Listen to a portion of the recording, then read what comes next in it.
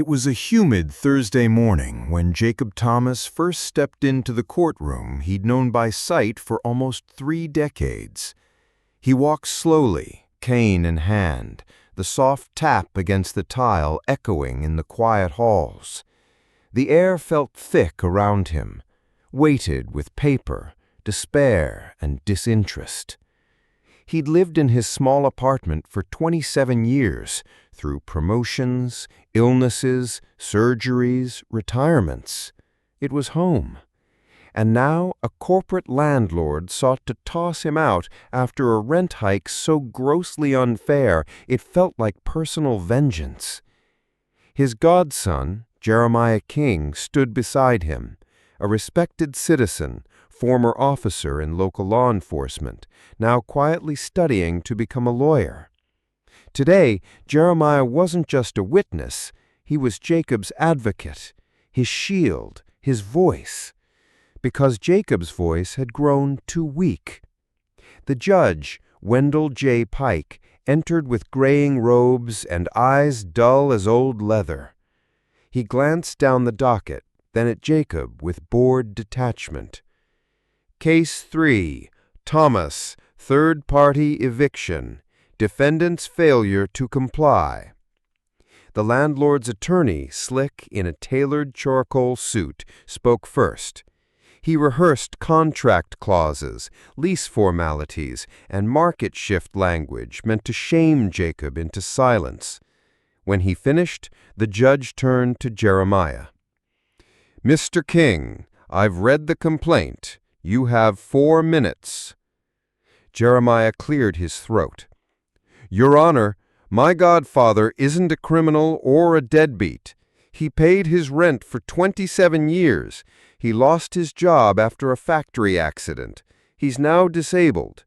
The landlord increased rent 25% overnight with no proper notice. Jacob has only asked for 6 months just to stabilize." Judge Pike frowned. "Spare me the narrative. Contracts are binding." Jacob rose then, frail but resolute. "Your Honor, I've lived here much of my life. This isn't just where I pay rent. It's where my wife died, where my children grew up. Please, no one wants to be homeless." That's when the tears came.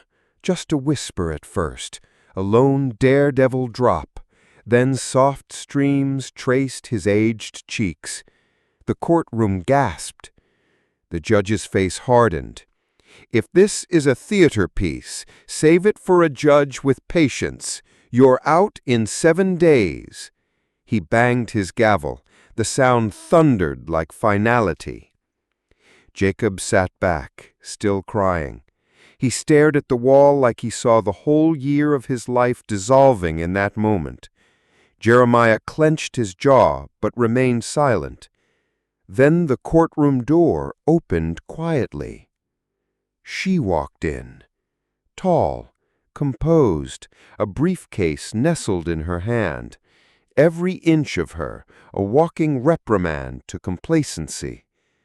The judge paused, his breath held.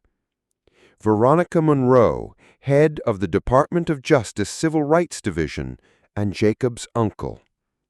"Your Honor, my office was alerted this morning to patterns in this district that strongly suggest systemic discrimination. Today's ruling is among cases we're reviewing." He swallowed.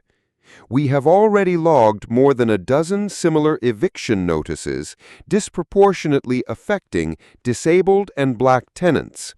The statistics bear scrutiny." Silence wrapped the room. She scanned the courtroom, paused at her uncle, and inclined slightly. "This ruling is null. Mr. Thomas is granted an immediate stay on eviction for 12 months, pending investigation. Any sentencing as to relocation or seizure of property is suspended." The judge started. "I wasn't informed." "Because the audit is covert, Your Honor. Public leaks would compromise integrity." When she spoke audit, the word carried the weight of "Your Honor" under scrutiny.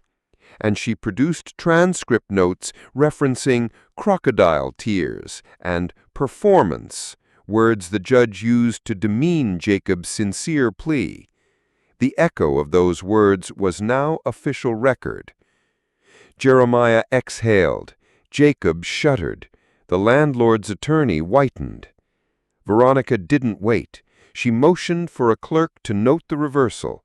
Then she left, a sweep of power behind her, and the courtroom sat stunned. Outside, the news had already caught wind.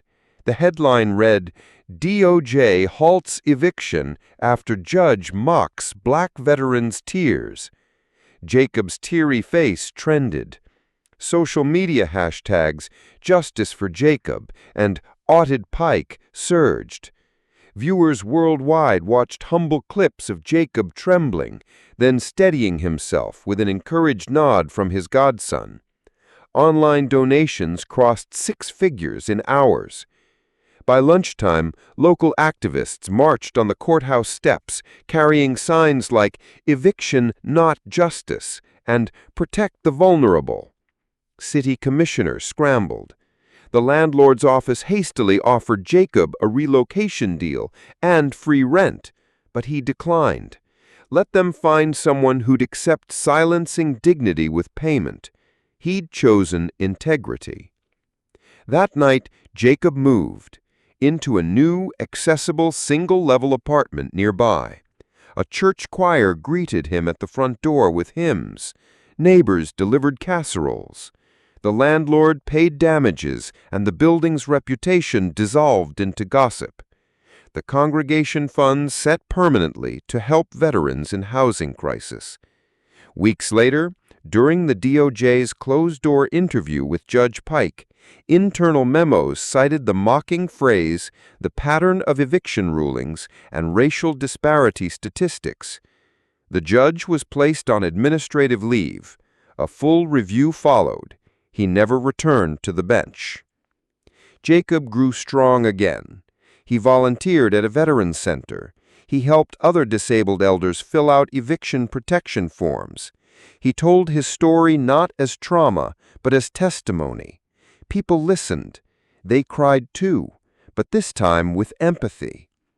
Jeremiah, by his side, eventually passed the bar and filed pro bono cases to shield others from injustice. Veronica, honored for her leadership, always credited Jacob's tears as the turning point, not weakness, but resolve that shook the system.